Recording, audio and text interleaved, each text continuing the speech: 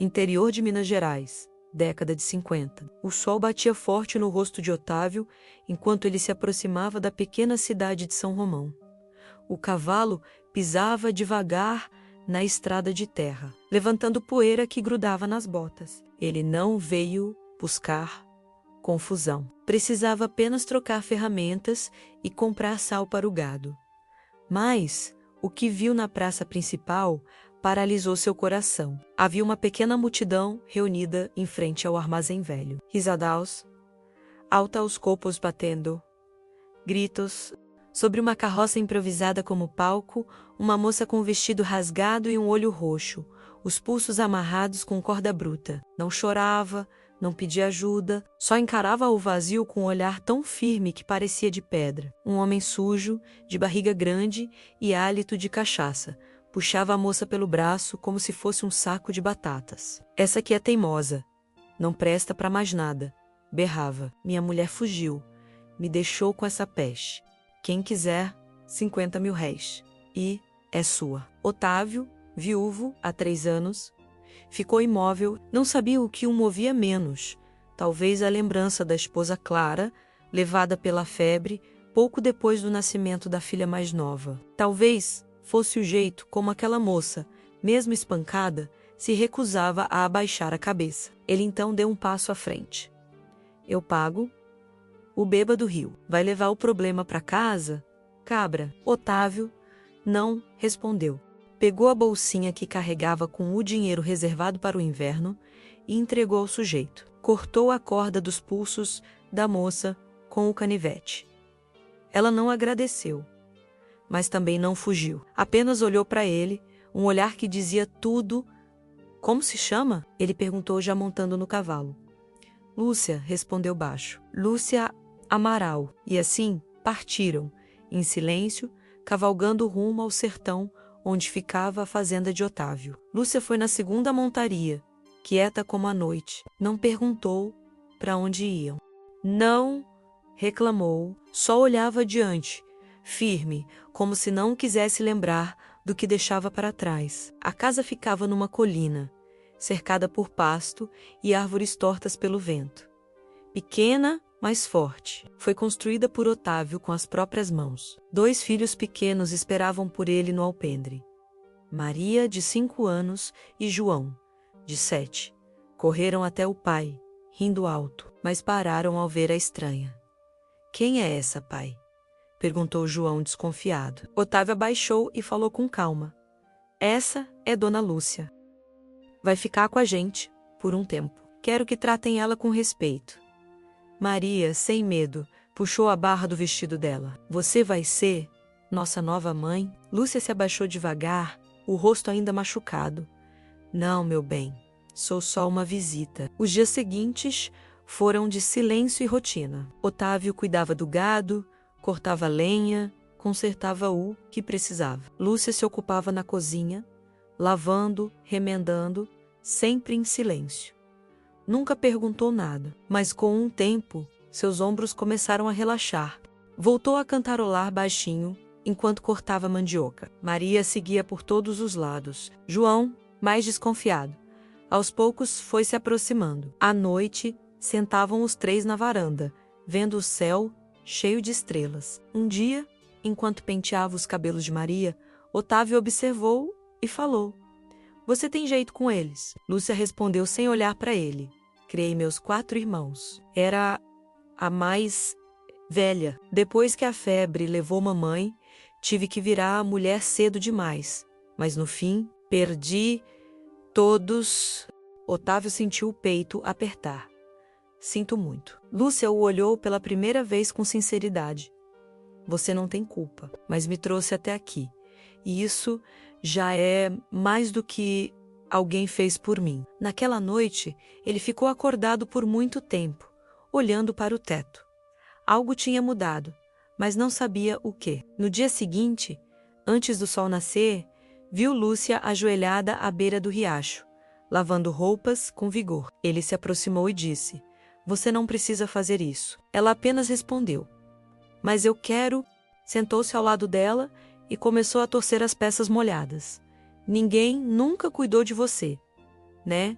perguntou. Ela negou com a cabeça, pois talvez esteja na hora de alguém começar. Ela o olhou surpresa, mas não desviou o olhar. Pela primeira vez, havia algo novo no rosto dela. Esperança. Os dias passaram lentos, mas firmes. Lúcia ia se acostumando com a rotina da fazenda, sem pressa, sem cobranças. Começou a ajudar Otávio com pequenas coisas. Separar as ferramentas, cuidar das galinhas, mediu o sal para o gado. Ele notava cada gesto, cada cuidado.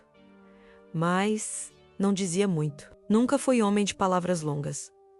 Maria não saía de perto dela. Era como se tivesse encontrado uma irmã mais velha. João ainda observava à distância, sempre com os olhos atentos, como quem tentava entender se aquela mulher era de confiança.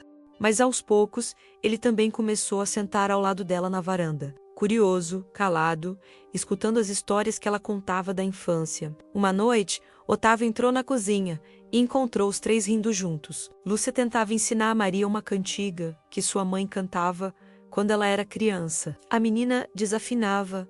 João tentava acompanhar batucando na mesa. Otávio encostou na porta e ficou só ouvindo.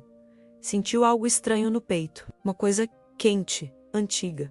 Algo que ele não sentia desde que Clara partiu. Mais tarde, quando as crianças já dormiam, ele a viu sentada no alpendre, costurando a luz do lampião. Se aproximou devagar, sentou-se ao lado dela. Ficaram em silêncio por um tempo, até ele dizer: "Você faz essa casa parecer viva de novo." Ela sorriu, mas sem mostrar os dentes. "E o Senhor me devolveu o chão." Na manhã seguinte, Lúcia pediu para com Panhalou até os pastos altos. Queria aprender mais. Queria ajudar, de verdade. Ele hesitou, mas concordou. Montaram cedo e subiram pelos campos ainda cobertos de orvalho. O vento soprava forte e o cheiro da terra molhada enchia os pulmões. Ela cavalgava firme, o corpo ereto, as mãos seguras nas rédeas. "Há quanto tempo mora aqui?" perguntou ela, quebrando o silêncio. "Desde o fim da guerra, comprei essa terra com o pouco que tinha. Era só mato e pedra. Clara e eu construímos a casa com as próprias mãos." Lúcia ficou quieta por um instante, depois perguntou: "E nunca pensou em deixar tudo isso?" Otávio balançou a cabeça. "Essa terra é honesta. Dá o que pode e pede o mesmo." Ela olhou para o horizonte, os olhos brilhando sob o sol nascente. "É tudo o que eu sempre quis." Chegaram ao alto do morro, onde um poste de cerca estava quebrado. Enquanto ele consertava, ela observava os pássaros sobrevoando as árvores. "O senhor sente falta do mar?" perguntou. Ele riu. "Nunca vi o mar." Ela sorriu de canto. "Minha mãe era de Recife. Dizia que o vento do mar tinha gosto de sal. Eu nunca conheci, mas ela fazia parecer que sim." Otávio parou o que fazia e olhou para ela. "Ela ainda mora dentro de você?" "Sim. Nas cantigas, nas histórias, no jeito de trançar o cabelo." Voltaram para casa com o sol alto. Na varanda, Lúcia ficou sentada bordando. Otávio trouxe 2 copos de café. "João me pediu hoje se você sabe ler histórias como a professora dele, minha mãe, me ensinou." Lia tudo o que aparecia. Eu adorava, então podia ajudar ele. Ele tem dificuldade com as letras. Ela sorriu com doçura. "Seria um prazer." À noite, a casa ficava em silêncio. Só se ouvia o vento e os grilos. Lúcia lia com João, na cozinha, enquanto Maria dormia encostada no seu colo. Otávio observava de longe, sentindo que aquele lar estava renascendo. Um dia, enquanto varria a varanda, ela perguntou: "E se eu quisesse ficar?" Otávio demorou a responder. "Pode ficar o tempo que quiser." Ela olhou para ele, olhos firmes. "Eu não quero viver fugindo. Não quero olhar para trás. Então não olhe." As semanas seguiram. Lúcia começou a ensinar as crianças a escrever com giz e lousa. Montou uma mesinha no canto da sala e usava pedrinhas do riacho para ensinar Maria a contar. João já escrevia o próprio nome com orgulho. Otávio, por sua vez, continuava calado, mas cada gesto dele era mais leve. A presença dela mudava o ar da casa. Certa noite, Lúcia o encontrou esfregando o ombro, com expressão de dor. Velha ferida? Perguntou. Uma bala no ombro esquerdo, pegou na estrada há muitos anos. Nunca sarou direito. Posso ajudar? Ele hesitou, mas sentou-se no banquinho. Ela foi até a cozinha, buscou um pote de barro com um creme que ela mesma preparara com ervas. Aplicou devagar, os dedos firmes e experientes. Aprendi com meu tio, que era tropeiro. Sempre voltava machucado. Eu cuidava dele. Otávio relaxou sob o toque. Você é mais forte do que aparenta. Aprendi a ser pela dor ou pelo amor. A noite se desenrolou em silêncio. Os olhos de ambos carregavam histórias demais, mas naquela varanda, envoltos pela brisa fria e pelo cheiro da terra, começavam a escrever uma nova. Ela deitou a cabeça no ombro dele. Ele não afastou. O céu estava cheio de estrelas. Nenhuma palavra foi dita, mas ambos sabiam que algo dentro deles tinha mudado para sempre. O frio chegou mais cedo naquele ano. As folhas secavam antes do tempo, e as manhãs já vinham com cheiro de lenha queimada. Danica menos ou melhor. Lúcia menos se levantava cedo. Acendia o fogo, preparava o café e separava as tarefas do dia. Havia encontrado seu ritmo, sua paz, mas a vida, por vezes, cobra caro por momentos de sossego. Na primeira geada, Otávio apareceu da cidade com um embrulho nas mãos e o semblante sério. Era uma carta do conselho da vila, pedindo sua presença numa reunião sobre disputas de terra. Alguns fazendeiros andaram passando dos limites, disse ele, guardando o papel na gaveta da estante. Na mesma semana, apareceu na porteira um homem de olhar duro, roupas empoeiradas e fala arrastada. Lúcia reconheceu antes mesmo de ele dizer o nome. Vicente, primo do homem que a vendera como se fosse animal. Otávio havia saído para tratar com os vizinhos e só os filhos estavam dentro de casa. Procura Otávio Brandão, disse o sujeito, cruzando os braços. Ele saiu cedo? Volta só à noite, respondeu ela, firme, tentando esconder o tremor nas mãos. E você? É aquela que ele tirou do meu primo, não é? Ela sentiu com o queixo, sem recuar. Ele pagou por mim. Não te devo nada. Vicente deu um passo adiante. Família não esquece. Vim cobrar o que é nosso. Os olhos dele estavam cheios de raiva mal contida. Lúcia deu um passo atrás. Você precisa ir embora. Ele sorriu torto. Preciso. E se eu não quiser? Antes que pudesse encostar nela, a porta se abriu com força. Otávio surgiu como um trovão, rifle nas costas, olhos de pedra. Solta ela. Vicente virou devagar, surpreso.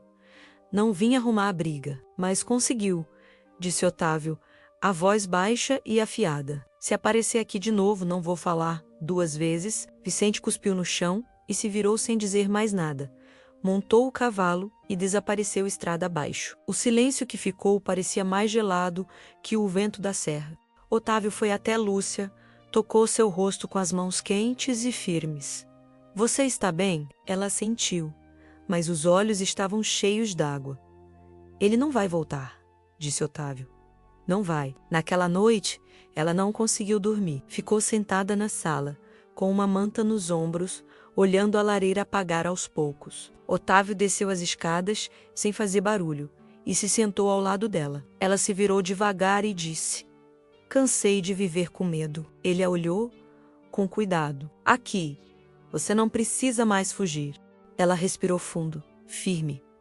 Então vamos parar de esperar. E o beijou, com a coragem de quem sobreviveu ao inferno. Os dias que seguiram foram de silêncio e reconstrução. Ela passou a cuidar das conservas para o inverno, a organizar os potes na despensa, a planejar com Otávio o plantio da estação seguinte. Os filhos a chamavam de tia Lúcia com carinho, e as noites voltaram a ser tranquilas. Mas as marcas daquela visita não sumiram. Otávio vigiava mais a propriedade. Lúcia mantinha sempre uma faca de cozinha por perto. Não era medo, era preparo. Afinal, gente como Vicente não sumia fácil. Foi numa manhã gelada que outro desafio chegou. Lúcia limpava cenouras na pia quando o pequeno João apareceu com um corte na mão. Fui brincar perto do curral.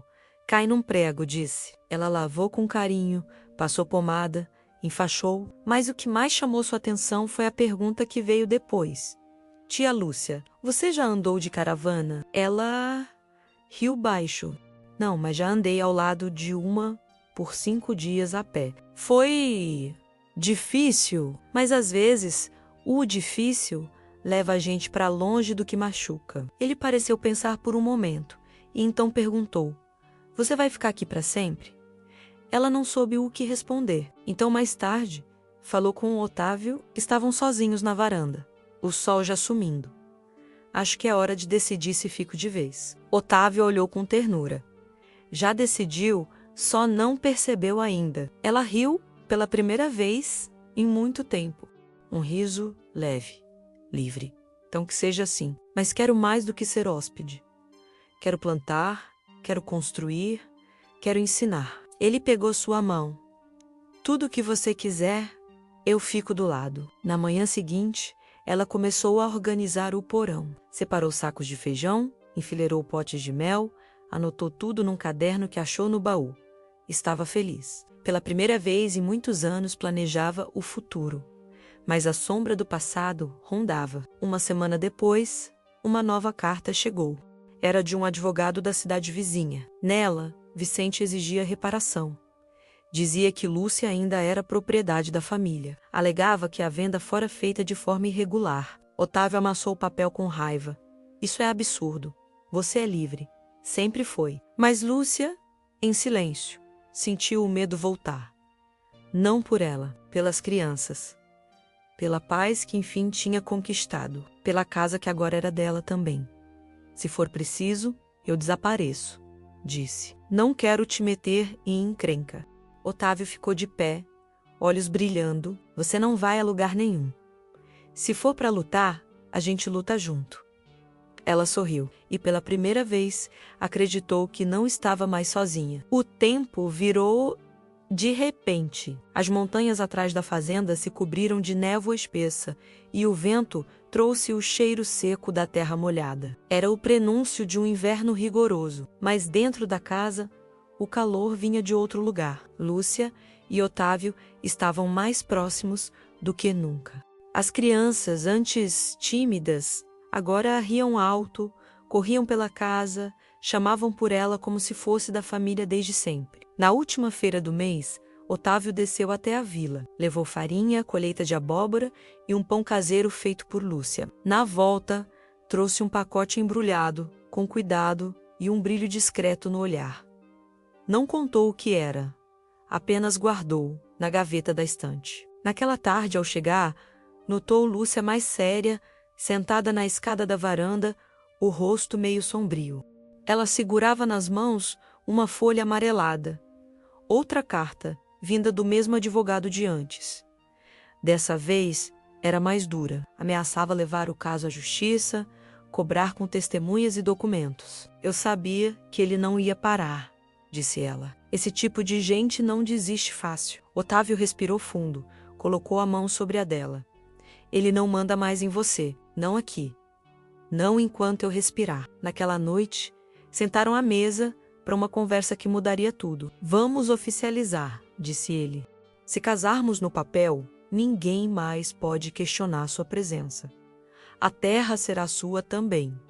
E eles não terão argumento nenhum. Lúcia ficou em silêncio por alguns segundos. E se me acusarem de ter te enganado?